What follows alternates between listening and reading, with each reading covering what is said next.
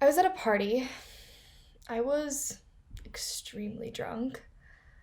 I threw up in the tavern bathroom for the first time. My friends all encouraged me to go home, passing me off to my boyfriend to take care of me for the rest of the night. I'm sure most of you have experienced a night or two like this before. Hell, it's almost like a rite of passage here at Duke. A normal night out for just about anyone.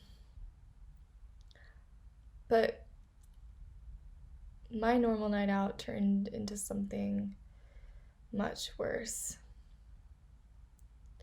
Instead of taking care of me at home, my boyfriend removed my clothes and raped me in my blacked out state. I woke up with just enough time to experience the end. I was on my stomach. I had no idea what was going on. I didn't even get to say no. For the next few months, I experienced a whole lot of denial.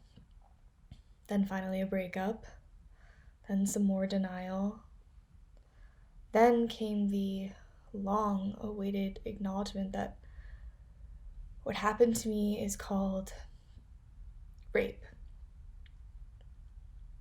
Here's what ensued: anxiety, depression, nightmares, panic attacks, a ceaseless desire to be anywhere but Duke. The thought of facing him was unbearable. I couldn't live like this forever. I talked to a therapist, I talked to student conduct, but I felt like only one thing would help. I wanted to talk to my rapist. I wanted to explain to him face to face what he had done to me. I wanted to hear him say sorry. I wanted validation for what I had endured. And then I wanted to forgive him.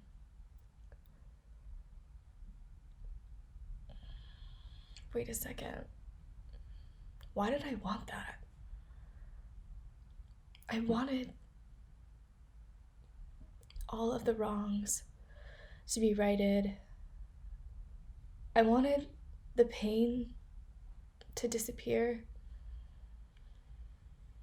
I didn't necessarily want to forgive him. What I wanted was to stop drowning in my own emotions. I wanted to stop feeling the anger that was constantly boiling inside of me. If forgiving him could make the whole mess go away, then damn it, I was gonna forgive him. I told my therapist how hopeful I was, that he felt remorse, that he was now a good person, that I would get my sorry. She stopped me. She said to me, "It seems like you are trying to make what happened okay." I stared back at her, silent.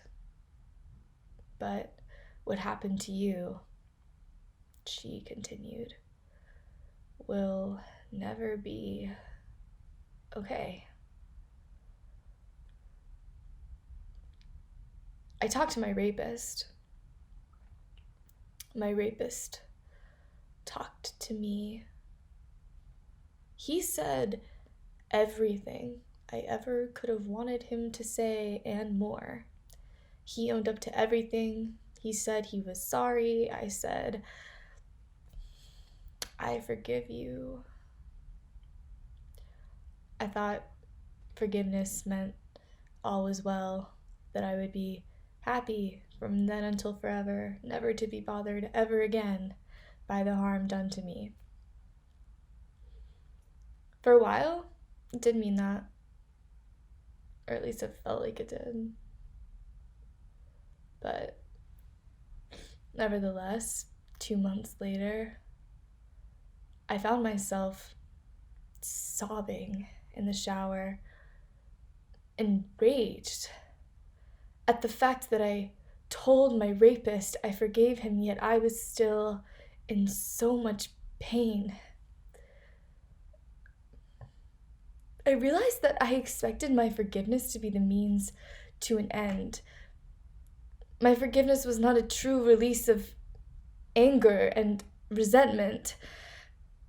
In that moment, I understood that I didn't actually forgive him. Not all apologies have to be forgiven. It is not an obligation. I had to find it within me. The moment forgiveness felt hollow, I knew I had to take it back. More importantly, I didn't need to forgive in order to move on. Forgiveness does not mean that the pain is undone as I had hoped. It also doesn't mean that the wrongs are righted. I wasn't ready to let go of the anger and injustice I felt for what happened to me, and for that reason, I wasn't able to forgive. To forgive felt like it took my peace away.